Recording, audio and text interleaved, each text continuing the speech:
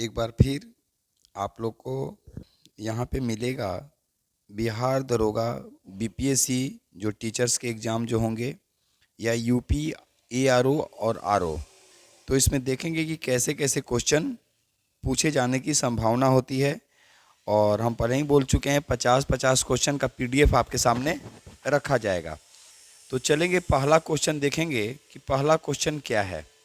पहला क्वेश्चन है, ध्यान रखेंगे, पहला क्वेश्चन है भारत का पहला नाभिकीय संयंत्र। तो भारत का पहला जो नाभिकीय संयंत्र है ये है अप्सरा, याद रखेंगे। क्वेश्चन नंबर 2, प्रथम लोकसभा चुनाव में कितने राजनीतिक दलों को राष्ट्रीय दल के रूप में मान्यता मिली थी। यानी कहता है कि प्रथम लोकसभा चुनाव में कितने राजनीतिक दलों को राष्ट्रीय दल का मान्यता मिली थी। तो आंसर हो जाएगा 14। वर्तमान समय में, याद रखेंगे, वर्तमान समय में अभी कुल राष्ट्रीय दलों की संख्या 6 है। आपको 6 राष्ट्रीय दल कमेंट्स करके बताना है। क्वेश्चन नंबर 3, प्रथम जनगणना किस गवर्नर जनरल के शासनकाल में। यहाँ गवर्नर जनरल की जगह आप लोग वायसराय भी कर सकते हैं। तो किस वायसराय के शासनकाल में शुरू हुआ था। तो अगर आप वायसराय देखेंगे तो याद रखिएगा लॉर्ड मेयो। देखिए, अगर नियमित पूछता तो याद रखिएगा, नियमित पूछता तो रिपन के शासनकाल में। लेकिन यहाँ पर क्या कह रहा है कि प्रथम जनगणना किस गवर्नर जनरल के शासनकाल में हुआ था। तो ये है लॉर्ड मेयो। क्वेश्चन नंबर 4 क्या कह रहा है, देखेंगे, भारत में स्थानीय स्वशासन का प्रारंभ किसके शासनकाल में हुआ था। तो इसका आंसर हो जाएगा लॉर्ड रिपन। लेकिन अगर ऐसे हम भारत में स्थानीय स्वशासन देखेंगे तो ये चोल काल की देन है। अब लॉर्ड रिपन के बारे में क्या है, इसका शासनकाल 1880 से 1884। लॉर्ड रिपन के शासनकाल में प्रथम जनगणना नियमित रूप से कराई गई। प्रथम कारखाना अधिनियम, स्थानीय स्वशासन 1882, इल्बर्ट बिल 1883 लॉर्ड रिपन के शासनकाल में ही हुआ था। चलिए, क्वेश्चन नंबर 5, खालसा पंथ की स्थापना किसके द्वारा की गई थी। तो खालसा पंथ की स्थापना गुरु गोविंद सिंह के द्वारा किया गया था। अब इसमें आपको ध्यान रखना है कि गुरु अर्जुन देव सिखों के 5वें गुरु और गुरु तेग बहादुर सिखों के 9वें गुरु, जिनको मुगल शासकों के द्वारा इन्हें फांसी की सजा तक पहुंचाई गई थी। यानी फांसी भी दिया गया था और हत्या भी करवा दी गई थी। तो आपसे क्वेश्चन पूछा जा सकता है कि किन मुगल शासकों के द्वारा सिख गुरुओं की हत्या करवा दी गई थी। तो गुरु अर्जुन देव और गुरु तेग बहादुर, सिखों के 5वें और 9वें गुरु। चलिए, क्वेश्चन नंबर 6, प्रधानमंत्री के पद से इस्तीफा देने वाले प्रथम प्रधानमंत्री थे। तो ये थे मोरारजी देसाई। क्वेश्चन नंबर 7, मुगलों और मराठों के बीच मतभेद कब से शुरू हुआ। तो देखिए, थोड़ा सा क्वेश्चन में डाउट है, लेकिन हम आपको बता दे रहे हैं अभी तक जो आंसर है उसके अकॉर्डिंग। यहाँ पे आप औरंगजेब के समय भी कर सकते हैं, औरंगजेब। ऐसे आप लोग इस क्वेश्चन को एक बार देख लेंगे। चलिए, क्वेश्चन नंबर 8, सार्क में सदस्य देशों की संख्या। तो याद रखिएगा, सार्क में सदस्य देशों की संख्या अभी 8 है। अ से 8, अ से अफगानिस्तान और अ से अंतिम। याद रखिएगा, सार्क की स्थापना 8 दिसंबर 1985 ईस्वी को किया गया था। ठीक है। चलिए, क्वेश्चन नंबर 9, ए रेड लेटर डे का अर्थ होता है एक लाल दिवस। याद रखेंगे। क्वेश्चन नंबर 10, चिनूक हेलीकॉप्टर को भारतीय वायुसेना में शामिल किया गया था। तो ये चंडीगढ़ एयरबेस से। क्वेश्चन नंबर 11, भारतीय हॉकी टीम के कोच अभी वर्तमान में है क्रेग फुलटॉन। याद रखेगा, अभी वर्तमान में कौन है, क्रेग फुलटॉन। पहले ग्राहम रीड थे जो ऑस्ट्रेलिया के थे, लेकिन अभी क्रेग फुलटॉन जो हैं ये साउथ अफ्रीका के हैं। याद रखिएगा, हम लिख भी दिए हैं, देखे होंगे आप लोग, साउथ अफ्रीका के। तो भारतीय हॉकी टीम के नए कोच जो बनाए गए हैं वो क्रेग फुलटॉन हैं। ये दक्षिण अफ्रीका से संबंध रखते हैं। क्वेश्चन नंबर 12, अंतर्राष्ट्रीय मुद्रा कोष की स्थापना कब हुई थी। तो याद रखेंगे 1945। 1944 के ब्रिटेन वुड्स सम्मेलन में। अभी वर्तमान में इसमें 190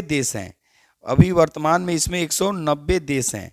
यानी अंतर्राष्ट्रीय मुद्रा कोष में कितने देश हैं? 190। ठीक है, इस चीज को याद रखेंगे। 189वां जो देश था वो नौरू था, और 190वां देश जो है इंडोरा है, याद रखिएगा, इंडोरा है। आपको इसमें कमेंट्स करके बताना है कि अंतर्राष्ट्रीय मुद्रा कोष के अभी वर्तमान में चेयरपर्सन कौन है। चलिए, क्वेश्चन नंबर 13, देश के प्रथम लोकपाल नियुक्त किया गया है, किसे नियुक्त किया गया था? तो पिनाकी चंद्र घोष। क्वेश्चन नंबर 14, भारत में नियोजन व्यवस्था की सर्वप्रथम शुरुआत किसके द्वारा की गई? तो एम विश्वेश्वरैया, याद रखेगा। 1934 में इन्होंने एक पुस्तक लिखी थी, प्लान एंड इकोनॉमी, उसी के तहत इन्होंने नियोजन की व्यवस्था शुरू की। ऐसे अगर भारत में नियोजन की व्यवस्था देखेंगे कि किस देश की देन है, तो ऐसे पूरे देश वर्ल्ड में भी माना जाता है रूस को ही, और भारत में भी रूस को ही माना गया। अब देखिए, एक नाम है महालनोबिस। तो महालनोबिस अब देखेंगे, द्वितीय पंचवर्षीय योजना जो आधारित थी वो पीसी महालनोबिस पे आधारित थी। नैरोजी, राष्ट्रीय आय की गणना करने वाले प्रथम, अगर देखा जाए व्यक्ति, तो ये राष्ट्रीय आय की गणना करने वाले प्रथम व्यक्ति थे नैरोजी। कांग्रेस के 3 बार अध्यक्ष बने थे, याद रखेंगे। और ब्रिटिश पार्लियामेंट में चुनकर जाने वाले ये प्रथम भारतीय थे जो ब्रिटिश पार्लियामेंट में चुन के गए थे। क्वेश्चन नंबर 15, लोक लेखा समिति का अध्यक्ष कौन होता है? तो ये होता है विपक्ष का नेता, याद रखेगा, विपक्ष का नेता। अभी अधीर रंजन चौधरी लोक लेखा समिति के अध्यक्ष हैं। लोक लेखा समिति में कुल 22 सदस्य होते हैं, 15 लोकसभा से और 7 जो होते हैं वो राज्यसभा से। लेकिन अगर प्राक्कलन समिति देता तो ये सबसे बड़ी समिति है, और 30 के 30 सदस्य होते हैं, ये लोकसभा से होते हैं। क्वेश्चन नंबर 16, भारत ने हॉकी में स्वर्ण पदक कितनी बार जीता है? तो याद रखिएगा, ये जीता है 8 बार। क्वेश्चन नंबर 17, डायनामाइट बनाने में किस द्रव का प्रयोग किया जाता है? तो नाइट्रोग्लिसरीन।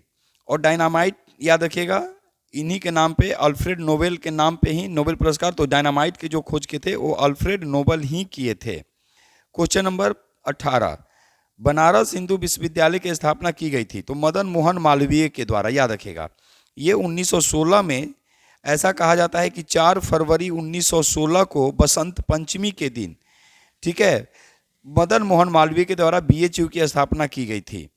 क्वेश्चन नंबर 19, यूरोप का गर्म कंबल के उपनाम से जाना जाता है, तो यूरोप का गर्म कंबल के नाम से, याद रखिएगा, गल्फ स्ट्रीम गर्म जलधारा है। लेब्राडोर जो है वो ठंडी जलधारा है।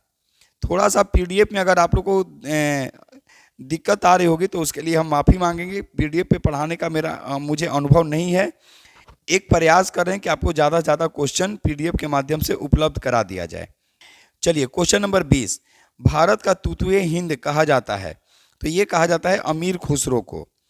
चलिए, क्वेश्चन नंबर 21, पश्चिमी घाट को जाना जाता है, तो सह्याद्री के नाम से पश्चिमी घाट को जाना जाता है। और भारत के लगभग 6 राज्य जो हैं वो पश्चिमी घाट से जुड़े हैं। काफ़ी इंपॉर्टेंट क्वेश्चन है, याद रखिएगा, ये 6 राज्य जो हैं वो पश्चिमी घाट से जुड़े हैं। चलेंगे, क्वेश्चन नंबर 22, भारत में समुद्री तटरेखा वाले राज्य, देखिए वहाँ पश्चिमी था तो 6, और समुद्री अगर तटरेखा हो जाएगा तो ये 9। क्वेश्चन नंबर 23, इंडोनेशिया की राजधानी जकार्ता। देखिए, पहले इंडोनेशिया की राजधानी जो थी वो जकार्ता थी, वो जावा द्वीप पे था, लेकिन अभी नुस्तारा हो गया है, यहाँ लिख दे रहे हैं नुस्तारा। ठीक है, ये जो है ये बोर्नियो द्वीप पे है, तो इंडोनेशिया की वर्तमान राजधानी जो है वो नुस्तारा है, लेकिन पहले जो था वो जकार्ता था, जावा द्वीप पे। चलिए, क्वेश्चन नंबर 24, अबरक का उत्पादन सबसे ज़्यादा होता है, तो ये होता है अबरक का उत्पादन सबसे ज़्यादा ये कोडरमा में होता है।